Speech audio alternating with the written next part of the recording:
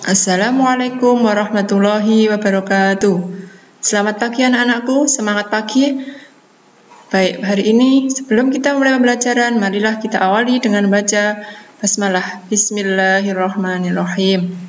Baik, untuk hari ini kita akan belajar tema 1, subtema 1, muatan bahasa Indonesia, yaitu tentang menentukan ide pokok. Dalam setiap bacaan itu terdiri dari beberapa paragraf, di mana dalam setiap paragraf itu memiliki ide pokok. Ide pokok bisa disebut juga dengan pokok pikiran atau pikiran pokok, atau pikiran utama, atau gagasan pokok, atau bisa juga disebut dengan gagasan utama. Jadi apa itu ide pokok? Ide pokok adalah gagasan yang menjadi dasar dalam setiap ide pokok itu terdapat kalimat utama dan juga kalimat pengembang atau kalimat penjelas.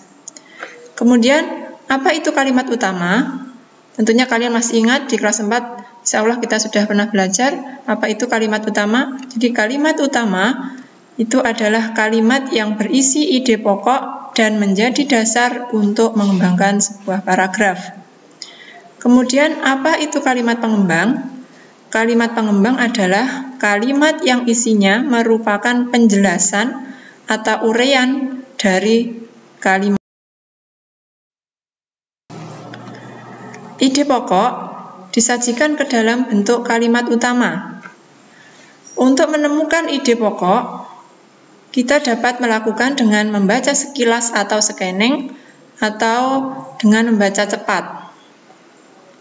Kalimat utama yang memuat ide pokok itu bisa berada di awal paragraf, bisa di tengah paragraf, atau bisa juga di akhir sebuah paragraf. Kemudian, apa saja jenis-jenis paragraf? Jenis-jenis paragraf dibedakan menjadi 4 macam. Yang pertama adalah paragraf deduktif, yang kedua paragraf induktif, yang ketiga paragraf campuran, yang keempat paragraf ineratif. Apa itu paragraf deduktif? Paragraf deduktif adalah paragraf yang kalimat utamanya terletak di awal paragraf. Sebagai contoh, Aisyah berkunjung ke rumah kakek. Kakek memiliki beberapa hewan ternak seperti kambing, sapi, angsa, dan kelinci. Kambing dan sapi bergerak dengan berjalan. Angsa bergerak dengan berjalan, namun kadang juga terbang. Dari paragraf itu, kalimat utamanya berada di awal paragraf, itu Aisyah berkunjung ke rumah kakek, yang kemudian diikuti dengan kalimat pengembang atau kalimat penjelas. Maka dapat dikatakan paragraf ini adalah paragraf deduktif. Ada paragraf induktif. Apa itu paragraf induktif? Paragraf induktif adalah paragraf yang kalimat utamanya berada di akhir paragraf.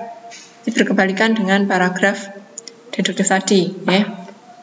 Sebagai contoh, selain binatang-binatang tersebut, juga ada ayam yang jumlahnya cukup banyak.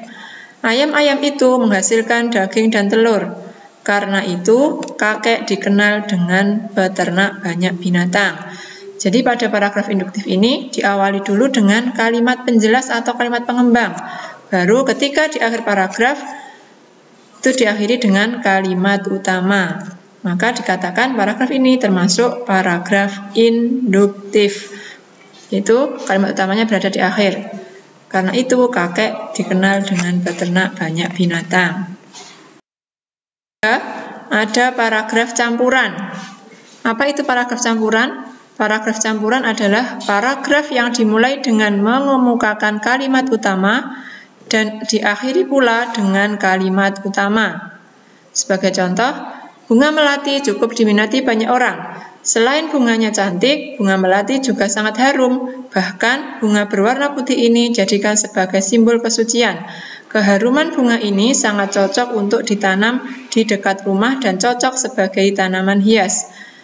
Oleh karena itu, bunga ini menjadi salah satu bunga favorit bagi pecinta tanaman bunga. Nah, dari paragraf ini, kalimat utamanya berada di awal, itu bunga melati cukup diminati banyak orang. Kemudian dilanjutkan dengan kalimat penjelas. Nah, setelah itu di akhir paragraf, simpulkan oleh karena itu bunga ini menjadi salah satu bunga favorit bagi pecinta tanaman bunga. Nah, di akhirnya juga berupa kalimat utama. Jadi paragraf ini dikatakan sebagai paragraf campuran karena kalimat utamanya berada di awal dan di akhir paragraf. Yang di tengah berupa kalimat penjelas. Yang keempat ada paragraf ineratif. Apa itu paragraf ineratif? Di paragraf ineratif adalah paragraf yang kalimat utamanya berada di tengah paragraf. Sebagai contoh, manusia lahir ke dunia membutuhkan orang lain. Mereka juga makan membutuhkan orang lain. Bahkan mati pun masih membutuhkan orang lain. Hal ini menunjukkan bahwa manusia adalah makhluk sosial. Kita tidak bisa hidup sendiri karena kita sangat membutuhkan orang lain untuk memenuhi kebutuhan hidup di dunia ini. Nah, jadi kalau pada paragraf ineratif itu diawali dengan kalimat penjelas, kemudian di tengahnya ada kalimat utama, baru yang terakhir diakhiri dengan kalimat penjelas lagi. Jadi dari paragraf ini kalimat utamanya yaitu hal ini menunjukkan bahwa manusia adalah makhluk sosial. Itu berada di tengah paragraf. Oleh karena itu paragraf ini dikatakan sebagai paragraf ineratif. Ya. Mungkin untuk pembelajaran hari ini kita akhiri dulu. Mari kita akhiri dengan membaca doa bersama-sama. Alhamdulillahirabbil alamin. Ada kurang lebihnya, Ustazah mohon maaf. Tetap semangat untuk selalu belajar. Wassalamualaikum warahmatullahi wabarakatuh.